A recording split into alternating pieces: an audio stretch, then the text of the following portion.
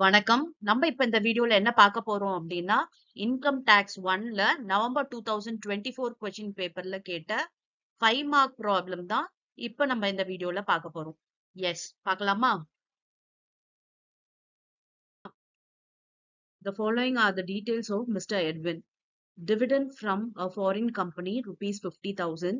Income from agriculture in Australia rupees 1 lakh. Share of income from business in Trichy rupees 60,000. Income accrued in India but received in USA rupees 50,000. Determine his total income if he is a ROR. ROR na resident and ordinary resident, resident, not ordinary resident, நான் resident. Okay, இப்ப இந்த 3 கேட்டகரியிலயும் எவ்வளவு amount வந்து உங்களுக்கு taxable அப்படின்றத பார்க்க போறோம். இப்ப இங்க பாத்தீங்கன்னா இந்த கொஸ்டின் கொஞ்சம் வேகா இருக்கு. காரணம் என்ன அப்படின்னா, dividend from a foreign company அப்படின்னு கொடுத்திருக்காங்க. அந்த டிவிடெண்ட் பாத்தீங்கன்னா ரிசீவ்ட் எங்க அப்படின்றது கொடுக்கல. இந்தியாவிலயா இல்ல ஃபாரின்லயா அப்படின்னு கொடுக்கல. And income from agricultural in Australia, அதாவது அக்ரிகல்ச்சர் வந்து ஃபாரின்ல, ஐ மீன் ஆஸ்திரேலியால இருக்கு. ஆனா இதோட இன்கமும் எங்க ரிசீவ் பண்ணாங்க அப்படின்றது குடுக்கல. அப்ப இந்த ரெண்டுத்துலயுமே பாத்தீங்கன்னா நம்ம ரிசீவ்ட் இன் இந்தியா அப்படின்னு வச்சோம்னா இதுக்கு வேற ட்ரீட்மெண்ட் வரும். இல்ல இத வந்து நம்ம எங்க அங்கேயே அக்ரூடோ அண்ட் ரிசீவ்டு ரெண்டுமே பாத்தீங்கன்னா ஃபாரின்லன்னு வச்சா இதுக்கு வேற ட்ரீட்மெண்ட் வரும். ஓகே, ரெண்டு விதமாவும் உங்களுக்கு நான் போட்டு காட்டுறேன். And share of income from business in Trichy, இது இந்தியா தான், இந்தியன் இன்கம் இது. ஓகே, அப்புறம் income accrued in India but received in USA, பிரச்சனை இல்ல. இன்கம் அக்ரூட் வந்து இன் இந்தியான்றதுனால இதுவும் இந்தியன் இன்கம் தான். இப்ப இது பாத்தீங்கன்னா ஃபாரின் இன்கமா இருக்கலாம், இந்தியன் இன்கமாவும் நம்ம கன்சிடர் பண்ணிக்கலாம். Because it is received in India அப்படின்னா அது இந்தியன் இன்கம் நம்ம சொல்லுவோம். ரிசீவ்ட் அவுட் சைட் இந்தியா அப்படின்னா அது ஃபாரின் இன்கம் சொல்றோம். இதுவும் பாத்தீங்கன்னா ரிசீவ்ட் அவுட் சைட் இந்தியானா foreign income, received in India வந்து இந்தியன் இன்கமா இருக்கும். ஓகே, இப்ப அந்த வேக்னஸ் இருக்கிறதுனால ரெண்டு டைப்பாவும் இதை வந்து நம்ம கொடுக்க முடியும். சோ நீங்க என்ன பண்ணிக்கலாம்னா ஹிண்ட் கொடுத்துக்கலாம். அதாவது இந்த dividend from a foreign company received in foreign அப்படின்னுட்டு நம்ம கன்சிடர் பண்ணோம்னா அது ஃபாரின் இன்கமா வச்சு போடலாம். Okay, yes. இப்ப பாருங்க, ஃபர்ஸ்ட் இது வந்து ரிசீவ்ட் இன் இந்தியா அப்படின்னு வச்சு போட்டிருக்கு. பாருங்க, dividend from a foreign company received in India அப்படின்னா அது இந்தியன் இன்கம். இந்தியன் இன்கம்னா 3 பேருக்குமே இது டாக்ஸபிள் தான். அடுத்து பாத்தீங்கன்னா income from agriculture in Australia. Okay, இது வந்து நம்ம ஃபாரின் இன்கமா கன்சிடர் பண்ணிக்கலாம். பிகாஸ் என்ன ஆச்சு அப்படின்னு பாத்தீங்கன்னா ஃபாரின்லயே வந்து வாங்கின மாதிரி இதை கன்சிடர் பண்றோம். அப்ப income from agriculture in Australia. Okay, அப்ப இது ஃபாரின் இன்கம். ஃபாரின் இன்கம்னா வெறும் ரெசிடென்ட் ஆர் ஆர்டினரி ரெசிடென்ட்டுக்கு தான் இது டாக்ஸபிள். அதுக்கப்புறம் share of income from business, இது இந்தியன் இன்கம். அப்ப இது 3 பேருக்குமே டாக்ஸபிள் தான். ஓகே, இப்ப இது பாத்தீங்கன்னா income accrued in India but received in USA அப்படின்னா இதுவும் இந்தியன் இன்கம் தான் நமக்கு. ஏன்னா ரிசீவ்டு அக்ரூட் இன் இந்தியா இல்லையா, அதனால 3 பேருக்குமே டாக்ஸபிள். இப்ப இதை ஆட் பண்ணோம் அப்படின்னா வரதுதான் டோட்டல் இன்கம். பாத்தீங்கன்னா resident and ordinary resident 2,60,000, not ordinary ரெசிடென்ட்னா 1,60,000, நான் ரெசிடென்டா இருந்தா 1,60,000. ஓகே, இப்ப இதையுமே நீங்க என்ன சொல்லலாம், இதை ஃபாரின் இன்கம் இல்லாம இந்தியன் இன்கமா, அதாவது income from agriculture in Australia but income received in India அப்படின்னு கொடுத்திருந்தாங்கன்னா இதுவுமே 3 பேருக்குமே வந்து டாக்ஸபிள் ஆயிருக்கும். அப்ப 3 பேருக்குமே 2,60,000 வந்திருக்கும். ஓகேவா?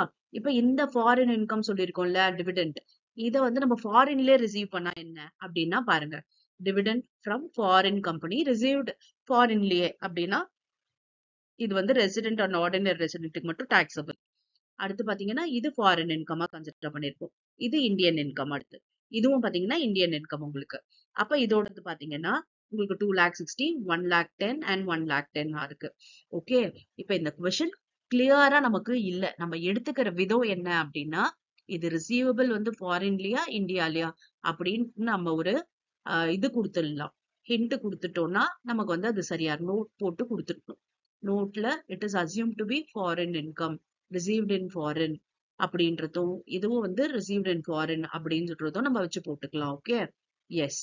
இப்ப வந்து இது இந்தியன் இன்கமா வச்சு போட்டா ஃபாரின் இன்கம் இல்ல, அதாவது income from agriculture in Australia rupees 1 lakh received in India அப்படின்னா அதுக்கு என்ன வரும் அப்படின்றத பார்க்கலாம். ஓகே.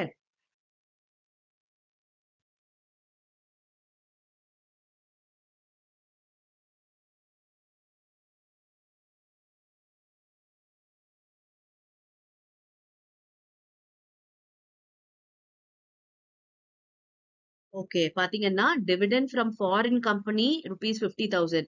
இத இந்தியால ரிசீவ் பண்ணதா அப்படின்னு நம்ம அஸ்யூம் பண்ணி, இதையுமே 3த்துக்கும் இந்தியன் இன்கம்ன்றதுனால 3த்துக்குமே இது டாக்ஸபிள்னு சொல்றோம்.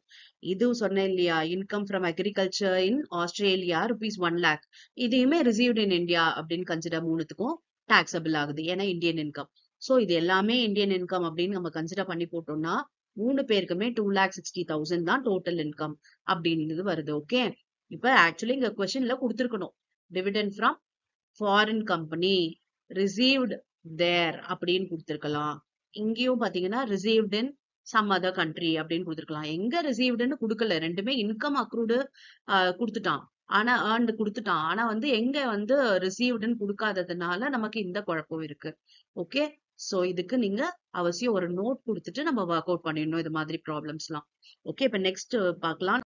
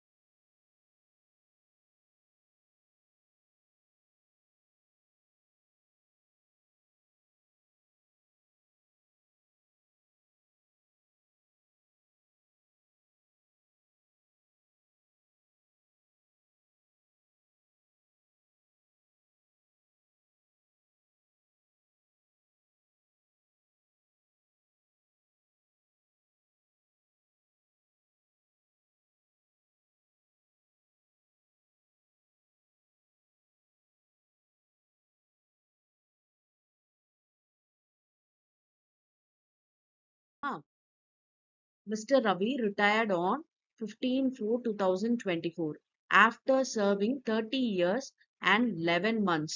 His basic salary was rupees 18,000 per month during 2023 and rupees 20,000 during 2024. His DA was rupees 6,000 per month, which had been increased from rupees 4,000 on 1/10/2023. 50% of his DA entered into service benefit. He received rupees 3 lakh as gratuity, which was not covered under the Payment of Gratuity Act. Compute the taxable gratuity. Okay. இங்க பாத்தீங்கன்னா இந்த கொஸ்டின்ல ரவி வந்து retired ஆயிட்டாரு. எப்போ அப்படின்னா 15/4/2024 retire ஆயிருக்காரு. அவர் 30 years and 11 months வந்து சர்வீஸ்ல இருந்திருக்காரு. அவரோட பேசிக் சேலரி வந்து 2023 இயர்ல 18,000 அண்ட் 2024ல பாத்தீங்கன்னா 20,000 அவரோட சேலரி இருந்திருக்கு பேசிக். அவரோட டிஏ பாத்தீங்கன்னா 6,000 per மந்த் இருந்திருக்கு. இது வந்து இன்க்ரீஸ் ஆயிருக்கு. எவ்வளவுல இருந்து அப்படின்னா 4,000ல இருந்து 6,000 ஆயிருக்கு. 4,000ன்றது எப்ப வரைக்கும் அப்படின்னு பாத்தீங்கன்னா 1/10/2023ல இருந்து 6,000. அப்ப அதுக்கு முன்னாடி வரைக்கும் 4,000 இருந்திருக்கு. அண்ட் இங்க டிஏல 50% வந்து ரிட்டையர்மெண்ட் பெனிஃபிட்க்கு என்டர் ஆகுது அப்படின்னு சொல்லிட்டாங்க. அப்ப நம்ம வந்து இந்த கிராஜுவிட்டி கால்குலேஷனுக்கு இந்த 6,000ல 50% அண்ட் இந்த 4,000ல 50% தான் எடுக்கணும். ஏன்னா எந்த ஒரு டிஏ வந்து ரிட்டையர்மெண்ட் பெனிஃபிட்க்கு என்டர் ஆகுதோ அதை தான் நம்ம கிராஜுவிட்டி கால்குலேஷனுக்கு எடுத்துக்கணும். ஓகேவா? இவர் கிராஜுவிட்டி எவ்வளவு ரிசீவ் பண்ணிருக்காரு அப்படின்னு பாத்தீங்கன்னா 3,000. ஓகே. இவருக்கு 2 சேலரி கொடுத்திருக்காங்க அண்ட் டிஏவும் 2 கொடுத்திருக்காங்க. ஓகே. இப்ப இந்த இது கவர்ட் அண்டர் கிராஜுவிட்டி ஆக்டான்னு பார்த்தா இல்ல, not covert under gratuity act. Okay. அப்ப நம்ம என்ன பண்ணோம்னா இந்த எக்ஸ்ட்ரா மந்த் இருக்கு இல்லையா, 30 இயர்ஸ் தான் சர்வீஸ் மட்டும் தான் எடுக்கணும். இந்த 11 மந்த் வந்து நம்ம ஒரி பண்ணிக்க வேண்டிய அவசியம் இல்ல. Because not covert under gratuity act அப்படின்னா நம்ம மந்த்ஸ் இருந்துச்சுன்னா அதை வந்து ஜஸ்ட் விட்டுடணும். வெறும் கம்ப்ளீட்டட் இயர்ஸை மட்டும்தான் நம்ம கால்குலேஷனுக்கு எடுக்கணும். ஓகே, இப்ப இந்த ப்ரொவிஷன் படி எக்ஸம்டட் கிராஜுவிட்டி என்ன அப்படின்னு நம்ம ஃபர்ஸ்ட் கண்டுபிடிக்கணும். அப்பதான் நம்ம டாக்ஸபிள் கிராஜுவிட்டியை கண்டுபிடிக்க முடியும். ஓகே, இப்ப எக்ஸம்டட் கிராஜுவிட்டி கண்டுபிடிக்கிறதுக்கு நமக்கு 3 ப்ரொவிஷன் இருக்கு. என்னென்ன அப்படின்னு பாத்தீங்கன்னா, ஃபர்ஸ்ட் வந்து நமக்கு ஆக்சுவல் கிராஜுவிட்டி எவ்வளவு ரிசீவ் பண்ணிருக்காங்கன்றத பார்க்கலாம், 3 lakh. அப்புறம் லிமிட் பாத்தீங்கன்னா 20 lakh. Statutory limit 20 lakh. Okay, gratuity receive 3 lakh. இப்ப தேர்ட் என்ன அப்படின்னா ஹாஃப் மந்த் ஆவரேஜ் சேலரி எடுக்கணும். ஹாஃப் மந்த் ஆவரேஜ் சேலரி அப்படின்னா 10 மாசம் ரிட்டையர் ஆனதுல இருந்து முன்னாடி 10 மாசம் சேலரியோட ஆவரேஜ் தான் ஆவரேஜ் சேலரியா எடுக்கணும்.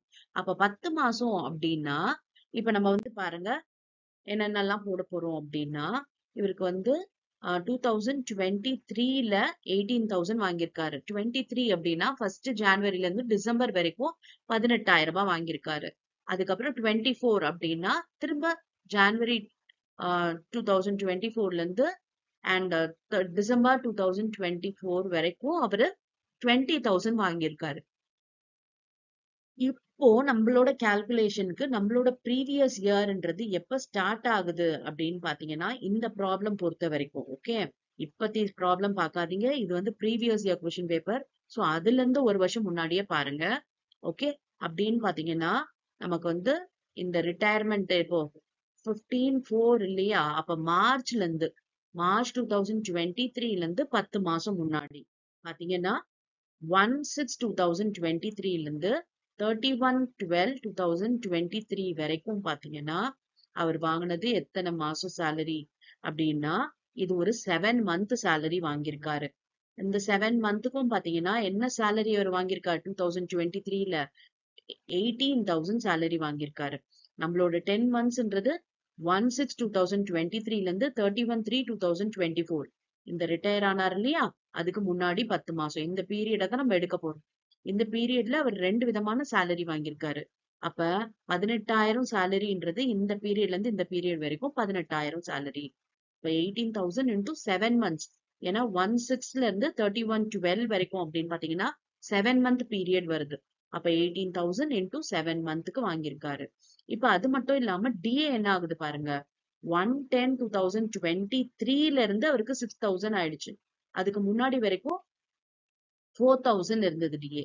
அப்ப இந்த பீரியட் அப்படின்னும் போது டிஏ எத்தனை மாசம்ன்றதையும் கால்குலேட் பண்ணணும். பாருங்க, இந்த 18,000 into 7 month salary பேசிக் இது போட்டுட்டோம். இது டிஏ 6,000 into 50%. எதுக்காக 50% போடுறோம் தெரியுதா? ஏன்னா டிஏ என்டர்ஸ் இன்டு பெனிஃபிட் அப்படின்னு பாத்தீங்கன்னா 50% தான். அதனால இந்த 50% போடுறோம். இது 3 மாசம் தான். ஓகே, ஏன்னா 1/10/23ல இருந்து அவருக்கு 6,000 ஆயிடுது. அப்ப 10ஆம் மாசம் 11 12 6,000. ஓகேவா? அதனால இது 3 மாசத்துக்கு போடுறோம். அதுக்கு முன்னாடி எல்லாம் அவர் 4,000 தான் வாங்கியிருந்தாரு. அப்ப இந்த 7 மாசத்தை நம்ம பிரிக்கிறோம். எத்தனை மாசம் டிஏ 6,000, எத்தனை மாசம் 4,000.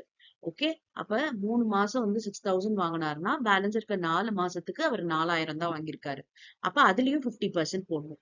போட்டோம்னா நம்மளோட கால்குலேஷன் படி 1,43,000 இந்த பீரியட்ல இருந்து இந்த பீரியட் வரைக்கும் அவர் வாங்கின சேலரி. ஓகே, சேலரின்றது இங்க பேசிக்கும் டியும் சேர்ந்தது. அதனால நம்ம போட்டிருக்கோம். ஓகேவா? பேசிக் ஒரு 18,000 into 7 months அண்ட் டிஏ பாத்தீங்கன்னா ஒரே டிஏவா வாங்கி இருந்தாருன்னா into 7 months போட்டிருக்கலாம். ஆனா இங்க நமக்கு என்னன்னா 2 டிஏவா வாங்கியிருக்காரு அவர். ஒரு பீரியட் வரைக்கும் ஒரு டிஏ, அதுக்கப்புறம் இன்னொரு டிஏன்னுட்டு. அதனால இப்படி நம்ம ஸ்பிளிட் போட்டிருக்கோம். ஓகே, இப்ப அடுத்த டேட் பாத்தீங்கன்னா 1/1/24ல இருந்து 31/3/23 வரைக்கும் 20,000 ரூபாய் வாங்கியிருக்காரு. அது எத்தனை மாசம்னா 3 மாசத்துக்கு. ஏன்னா நம்ம 10 மந்த் சேலரி தானே வேணும். இது 7 மாசம் போயிடுச்சுன்னா இது ஒரு 3 மாசத்துக்கு சேலரி. ஓகே, அண்ட் டிஏ அதுக்கப்புறம் அவருக்கு என்ன ஆயிடுது 6,000 தான் ஆயிடுது இல்லையா? அதுக்கு முன்னாடி டிஏ தான் 4,000. அதுக்கப்புறமாவே அவருக்கு என்ன ஆயிடுதுன்னா 1/10/23ல இருந்து 6,000 ஆயிடுச்சு. அப்ப 6,000 into 50% into 3. ஓகே, இப்ப இதை கால்குலேட் பண்ணோம் அப்படின்னா 69,000 வருது. அப்ப மொத்தம் இந்த 10 மாசத்துக்கு அவர் வாங்கின சேலரி எவ்வளவு அப்படின்னா 2,12,000 வாங்கியிருக்காரு. சோ இதுக்கு நம்ம ஆவரேஜ் கண்டுபிடிக்கணும். எப்படி? டிவைடட் பை 10 தான் ஆவரேஜ். ஓகே, அப்ப பாத்தீங்கன்னா 21,200. இப்ப இந்த ஃபார்முலால போடலாம். Half month into 21,200 into completed year. Completed year எவ்வளவு? 30 இயர்ஸ். ஓகேவா? இது வந்து not covert under gratuity act. ஒருவேளை கவர்ட் அண்டர் கிராஜுவிட்டி ஆக்டா இருந்துச்சுன்னா நம்ம வந்து இந்த பார்ட் தேர் ஆஃப் 6 மந்த்ஸ்க்கு மேல போச்சுன்னா அது 1 இயரா கன்வெர்ட் பண்ணிப்போம். இது பாத்தீங்கன்னா 30 வருஷம் தான். அப்படியே போட்டுக்கலாம். பாருங்க, போட்டோம்னா 3,18,000 வருது. சோ இது மூணுத்துல எது லீஸ்டோ அதுதான் எக்ஸம்டட். லீஸ்ட் எது அப்படின்னு பாத்தீங்கன்னா இந்த 3 lakh தான். சோ இந்த 3 lakh is exempted.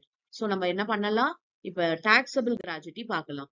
Gratuity received 3 lakh, exempted 3 lakh. அப்ப டாக்ஸபிள் பாத்தீங்கன்னா nil. புரிஞ்சுதா? ஈஸியா இருக்கு இல்லையா?